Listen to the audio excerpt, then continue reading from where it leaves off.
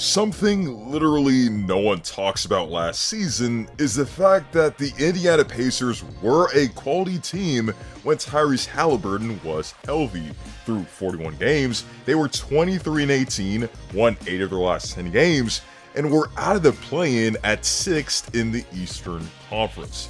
However, after a Tyrese Haliburton injury against the New York Knicks, the team went 1-9 in their next 10 games, fell to 9th in the Eastern Conference, and couldn't regain form when he was shut down for the remaining 13 games of the season. The Pacers finished with a mere 7-19 record without Tyrese last season, but with their new offseason additions supplementing the formidable squad they already had, the Indiana Pacers are ready to shock the NBA world next season. In this video, you'll learn just exactly why the Pacers should be taken seriously in the Eastern Conference next season. But before we begin, be sure to leave a like on the video, as each like makes a tremendous difference for the channel, and be sure to sub to the channel for even more content like this. Before the 2022 NBA trade deadline, a trade between the Kings and Pacers would drastically change both franchises for the better. So much so that this might be a rare win-win trade in the NBA. Out of this trade, the Kings got Domantas Sabonis, an all-star center that helped them to have the best offense in NBA history and end their 17-year playoff drought. And on the other side, the Pacers got a then 21-year-old Tyrese Haliburton, who is now the franchise starting point guard for the foreseeable future. After that deadline move, Tyrese averaged 18 points, 10 assists, and 2 steals to end that season, while proving to be one of the most efficient guards in the entire league, shooting 50% from the field and 42% from 3 on 5 attempts. Moreover, he backed that up by having a career year in 2023, becoming an all-star and solidifying himself as one of the best playmakers in the entire league.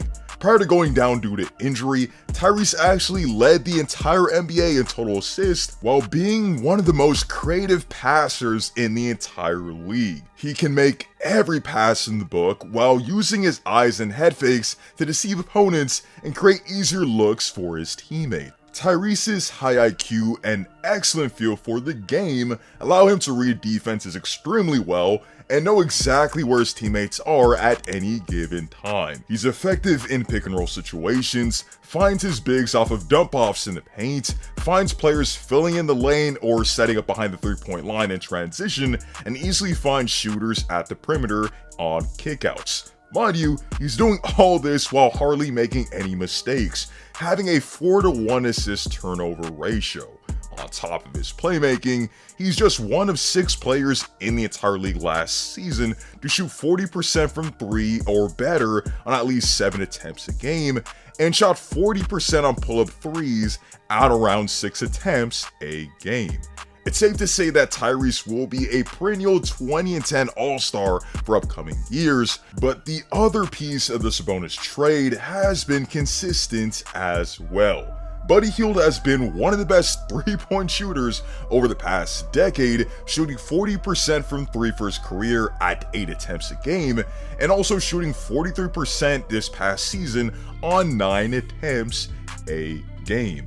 Another bright spot for the Pacers last season was a play of then rookie Benedict Mathurin, a player who was second among rookies in scoring at 17 points per game and was the first Pacer rookie in 34 years to make all-rookie first team. In the month of November, he put the league on notice by winning Eastern Conference Rookie of the Month while averaging 19 points per game. He had 27 20-plus point games on this season and scored in double figures in 64 games despite primarily playing off the bench. Although he did struggle with efficiency, shooting just 32% from 3, his athleticism and utilization of his jab step to get to the line at ease proved rather encouraging. As just a rookie, he shot 6 free throws a game at 82%, which does bode well for his potential as a solid jump shooter, and he did demonstrate craftiness with the ball, an ability to take defenders off the dribble,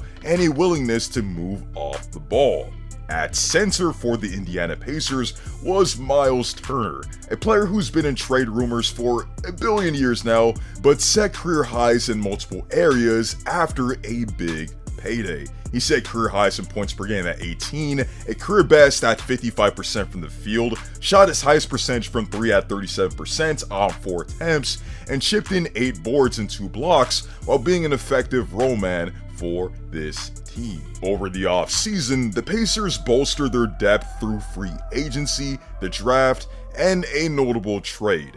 In free agency, they signed Bruce Brown to a hefty 2-year deal over the offseason, which might seem like a huge overpay, but he actually provides the Pacers with a huge boost. Bruce Brown was an effective support piece over the past few seasons, playing alongside the likes of Kevin Durant, James Harden, and Kyrie Irving in Brooklyn, and later Nikola Jokic and Jamal Murray in Denver. He averaged 12 points per game on 48% from the field and 36% from 3 in the regular season, and proved pivotal in the playoffs for his defensive versatility, ability to make good reads on the ball, and adaptability in short roll situations and in transition.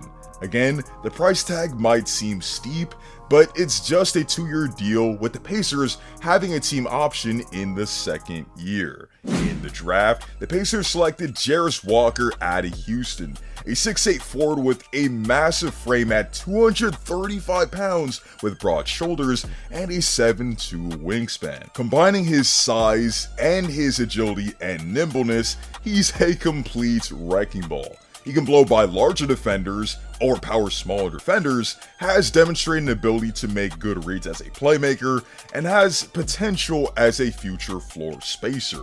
But more importantly, he has insane defensive versatility as someone who can protect the rim, play well in passing lanes, and could potentially guard 1 through 5. Lastly, the Pacers traded for Obi Toppin from the New York Knicks for 2 second-round picks. Toppin was far from the perfect player in New York and only played 15 minutes per game during his 3 years there. However, I think he's going to be a great fit in Indy, and more specifically, a good complement to Tyrese Haliburton. He's a good rim runner, moves well in transition, and functions well as a slasher and lob target.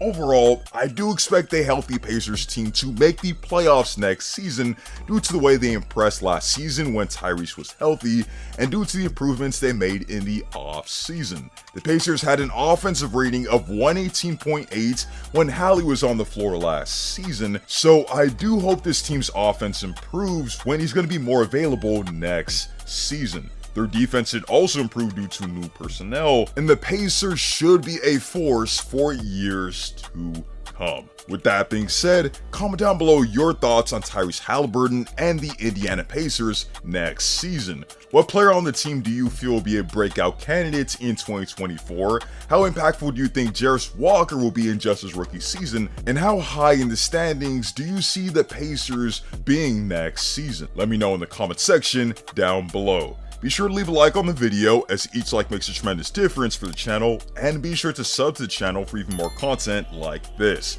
Hope to see you all in the next one, and stay tuned.